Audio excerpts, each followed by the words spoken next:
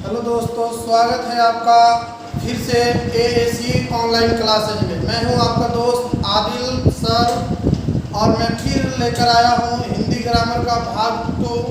अगर आप मेरे भाग 1 यानी हिंदी व्याकरण का पहला अगर वीडियो नहीं देखे हैं तो आप मेरे एएसी ऑनलाइन क्लासेस को सर्च कीजिए और वहां से जाकर फिर पहला वीडियो देखिए जो बहुत ही अच्छा बना था। और उसी का अगला भाग में लेकर आया हूँ जिसमें आज मैं पढ़ाने वाला हूँ वर्ण कितने प्रकार के होते हैं और स्वर वर्ण किसे कहते हैं। तीसरा है स्वर वर्ण कितने प्रकार के होते हैं और चौथा टॉपिक मेरा रहेगा भास्वर किसे कहते हैं और कितना होता है। स्वर किसे कहते हैं और कितना होता है। उसी तरह फलुत स्वर किसे कहते हैं और कितना होता है। उसी तरह संधि स्वर किसे कहते हैं और कितना होता है। और लास्ट मेरा टॉपिक रहेगा संधि स्वर कितने प्रकार के होते हैं। तो दोस्तों, अगर अभी तक मेरे चैनल को आप लोग सब्सक्राइब नहीं किए हैं तो एक बार ज़रूर मेरे चैनल को सब्सक्राइब कीजिए और बेल आइकन को ज़रूर दबाइए और वीडियो को ज़्यादा से ज़्यादा शेयर कीजिए ताकि उन स्टूडेंटों के पास ये वीडियो पहुंच जाए जिनकी ये ज़रूरत है। तो आइए बिना समय गंवाए मैं अपने टॉपिक की तरफ चलता हूँ। पहला नंबर मेरा टॉपिक है वर्ण कितने प्रकार के होते हैं। तो दोस्त, वर्ण 2 प्रकार के होते हैं। वर्ण 2 प्रकार के होते हैं।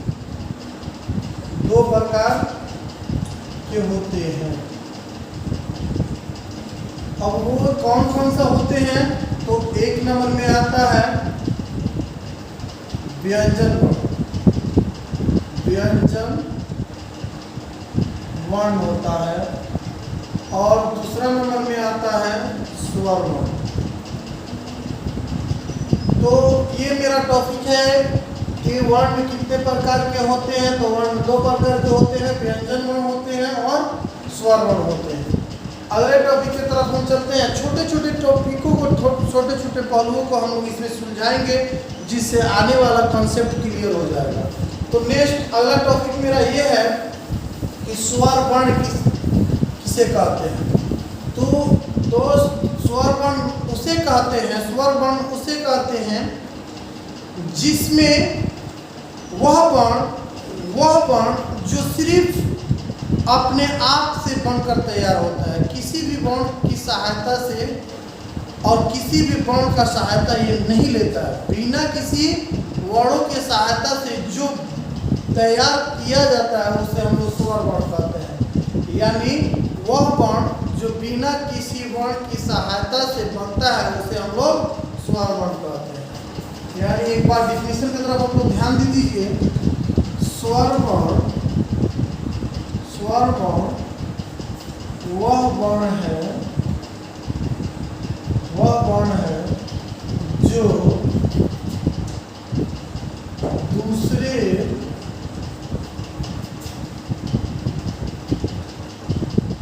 किसी वर्ण के सहायता के बिना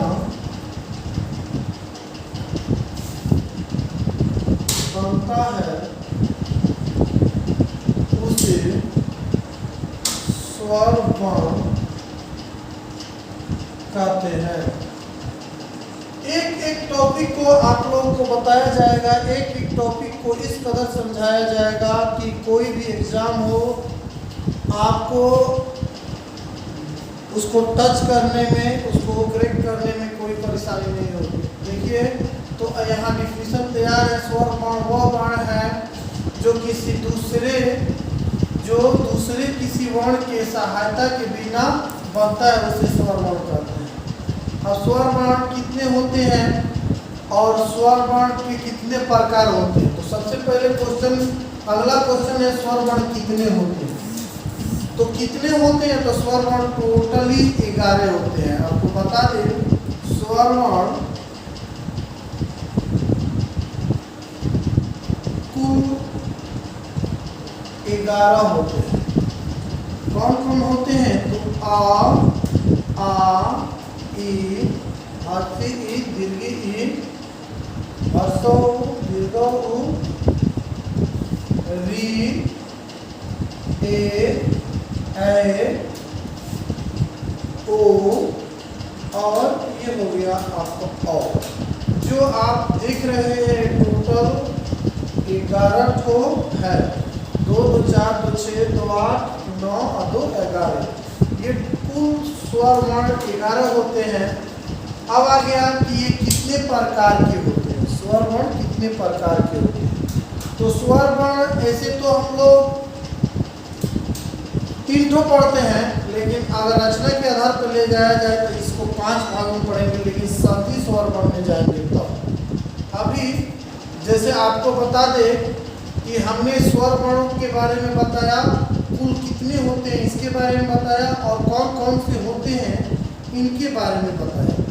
आइए दोस्त अगले टॉपिक की तरफ चलते हैं। अगला टॉपिक हमारा है कि हास स्वर किसे कहते हैं। तो हास स्वर वह स्वर जिसे बोलने में कम समय लगे, वह स्वर जिसे बोलने में कम समय लगे उसे हास स्वर कहते हैं। जैसे आ, छोटी ई, छोटा ओ और री। ये जो 4 को आप देख रहे हैं स्वर, ये चारों स्वर क्या है? तो हास स्वर है। हास स्वर, हास स्वर। अब हास स्वर किसे कहते हैं? तो हास स्वर वैसा स्वर जिसे बोलने में कम समय लगता हो, जिसे बोलने में कम समय लगता हो उसे हास स्वर कहते हैं। और हास स्वर कितना होता है? तो हास स्वर कुल 4 होता है। कौन कौन सा होते हैं दोस्त? हर्षी, हर्षी, हर्षो, उसके बाद आपको आता है री। ये आपको 4 होता है जो कि दिखाई आपको दे रहा है।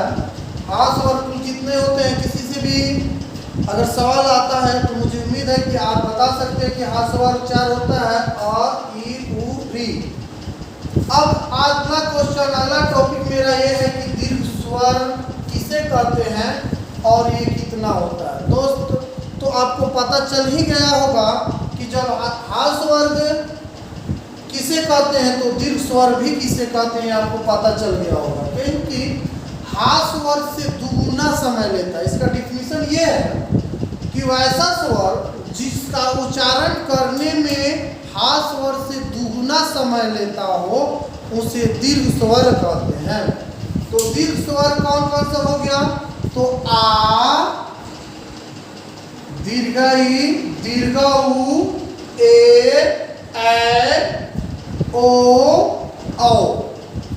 देखिए दोस्त बोलने में तो समय लगा है, जैसे आ बोले तो कम समय लगा है, और आ बोले हैं तो समय ज्यादा लग रहा है। दीर्घ ई, दीर्घ उ, ए ओ औ। तो आपको बता दें कि इसमें जितना हास स्वर बोलने में समय लगता है इससे दुगुना समय दीर्घ स्वर में लगता है। तो दीर्घ स्वर टोटल कितना होता है? तो देखिए कुल स्वरों की संख्या आपको बताए थे 11 होता है, जिसमें से हम लोग हास स्वर को क्या किए? लेस कर दिए, तो हमारा बच गया 7। यानी अगर कोई सवाल पूछता है आपसे और ये क्वेश्चन जो बनाए हैं हम कितना होता है, तो आराम से आप बता सकते हैं कि दीर्घ स्वर कुल होते हैं 7, कुल 7 होते हैं। और कौन कौन से होते हैं? आ, दीर्घ ई, दीर्घ उ, उसके बाद ए ओ औ। ये आपका 7 हो गया जो आपके समक्ष दिखाई दे रहा है, ये दीर्घ स्वर है। और मेरा नेक्स्ट टॉपिक की तरफ अब चलते हैं, जो कि यहाँ दिया हुआ है प्लुत स्वर किसे कहते हैं। तो प्लुत स्वर इसी स्वर के अंतर्गत आता है, और ये भी एक स्वर है जो बहुत ही समय पर आकर और ये दोनों स्वरों से अधिक समय ले लेता है। तो कैसे लेता है? तो जैसे पलु स्वर वह स्वर है जो हा स्वर और दीर्घ स्वर से भी ज़्यादा समय लेता है, उसे हम लोग पलुत स्वर कहते हैं। तो पलुत स्वर, फिर से उसका डिफिनीशन मैं बोल दूं कि पलुत स्वर वह स्वर है जो हा स्वर और दीर्घ स्वर से ज़्यादा समय लेता है, उसे हम लोग पलुत स्वर कहते हैं। जैसे आप देखे होइएगा कि हम लोग कोई उच्चारण करते हैं तो सबसे ज़्यादा समय लेता है। जैसे आप देखिए